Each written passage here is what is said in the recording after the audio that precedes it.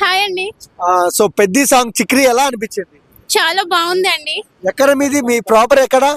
Village Orissa. Orissa. ఒక ఒరిస్సా అమ్మాయి అండి. రామ్ చరణ్ అంటే బాగా ఇష్టమా మీకు? యా రామ్ చరణ్ ఫ్యానా? యా ఒరిస్సాలో రామ్ చరణ్ సినిమాలు చూస్తారా? చూస్తామండి. ఓకే, ఎలా అనిపించింది చిక్రీ సాంగ్ మరి? చాలా బాగుంది అండి. జాన్వీ కపూర్ ఎలా అనిపించింది? చాలా మంచి చాలా క్యూట్ గా అండ్ చూడడం కూడా బాగుంటారు అండ్ యాక్టింగ్ కూడా బాగానే చేస్తారు. I think so. నేను తెలుగులో చెప్పాలి అంటే నాకు ఫ్లూయెంట్ తెలుగు రాదు కాబట్టి ట్రై చేస్తున్నా తెలుగులో చెప్పడానికి. నాకంటే చాలా బాగా నచ్చింది అండి. ఓకే, అంటే ఒక ఒరిస్సా గల్ అయ్యండి తెలుగు హీరో మా చరణ్ అంటే ఎందుకు మీకు అంత పిచ్చి ఎందుకు?